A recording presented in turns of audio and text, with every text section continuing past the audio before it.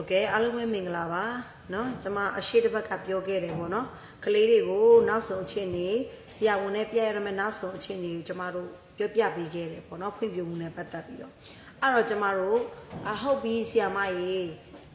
ယောဂတိုင်းမှာကျွန်မတို့ကြိုတင်ပြီးတော့ကာကွယ်လို့ရတဲ့ဟာရှိသလိုအခုဖွင့်ပြမှုမှာရောကျွန်မတို့ကြိုတင်သိရတဲ့ဟာမရှိဘူးလားဆိုရင်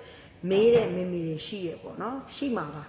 အဲ့တော့ကျွန်မတို့ရှိပါတယ်ကြိုတင်ပြီးတော့ကျမတို့ကာကွယ်လို့ရပါတယ်ကြိုတင်ပြီးတော့စစ်ဆေးလို့ရပါတယ်အဲ့ဒါလေးကိုလည်းကျမကဖွင့်ပြမှုလမ်းညွှန်ဆိုတဲ့စာအုပ်ကလေးနဲ့ကျမထုတ်ပြီးတော့ကျမလုပ်ထားတာဖြစ်ပါတယ်အဲ့ဒီမှာဆိုကျမအခုဒီစာအုပ်ကလေးအကြောင်းပြောတာကလေတချို့ပေါ့နော်မှားခြင်းနဲ့လက်ထဲမှာထားပြီးတော့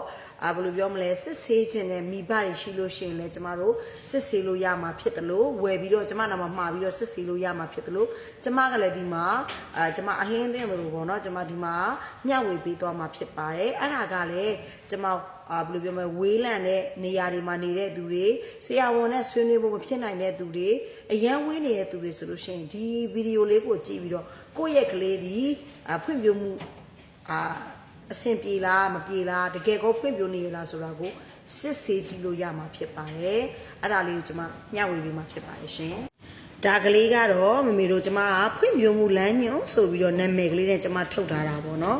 ဒီထဲမှာဆိုလို့ရှိရင်ကျွန်မတို့မွေးစားကနေတလအရွယ်စတဲ့ကလေးတွေမှာစပြီးပြောပေးမှာဖြစ်တယ်ပေါ့နော်ဒီမှာဆိုကျမတို့ကလေးတရားမှဖြစ်နေရှိတဲ့ဖွင့်ပြမှုတွေရှိပါတယ်အဲ့ဒါကဘာတွေလဲဆိုလို့ရှိရင်တိမှုဆိုင်ရာ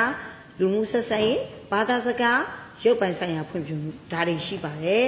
ဒီမှာဆိုလို့ရှိရင်ကျမဘာအရင်လေးစပြောမယ်ဆိုကျမတို့ကြွက်သားကြီးဖွင့်ပြမှုလေးအရင်ပြောမှဖြစ်တယ်ပေါ့နော်ဒီမှာဆိုရင်ကလေးဒီကြွက်သားကြီးဖွင့်ပြမှုမှာမွေးစားကနေတလအရွယ်အတွင်းမှာမှောက်အိတ်နေရင်းနဲ့ခေါင်းထောင်ပြီးတော့ဘေးဘက်ချမ်းကိုသူကလှည့်ကြည့်နိုင်ရမှာဖြစ်ပါတယ်ဟုတ်ပြီဒါဆိုရင်ကြွက်သားအငယ်အတွက်ဘေးဘက်ကအယုတ်ကလေးကိုเนาะအယုတ်ကလေးကိုဘေးကိုရွှေ့လိုက်မယ်ဆိုလို့ရှိရင်လိုက်ပြီးတော့ကြည့်တက်ရမယ်ပေါ့ဒါကတော့ကျမကြွက်သားကြီးကြွက်သားငယ်ဖွင့်ပြမှုပြောပေးခြင်းဖြစ်ပါတယ်ဒါကမွေးစားကနေတလားအရွယ်ကလေးမှရှိတဲ့ကြွက်သားကြီးကြွက်သားငယ်ဖွင့်ပြမှုဖြစ်ပါတယ်ကျမတို့ဒီချက်ထိုင်မှာကလေးစိတ်ပညာကိုသူတင်လာလောက်ကမျှဝေသူတရားဖြစ်ပါတယ်ကလေးတွေရဲ့စိတ်ကိုနားလည်ပြီးသူတို့ရဲ့ဖွင့်ပြမှုအတွက်မိဘတွေဆရာနဲ့အတူတူပူပေါင်းလောက်ကန်လျက်ရှိပါတယ်ကလေးတိုင်းကပျော်ရွှင်ပြီးကျန်းမာတဲ့စိတ်ခံစားချက်အတွေးမြင်တဲ့သူအနာဂတ်ကောင်းများကိုပိုင်ဆိုင်စေချင်တာကျမရည်ရွယ်ချက်ပါနောက်ထပ်လည်းကျမထပ်ပြီးတော့မျှဝေပေးအောင်မှာဖြစ်ပါတယ်ကျေးဇူးပါ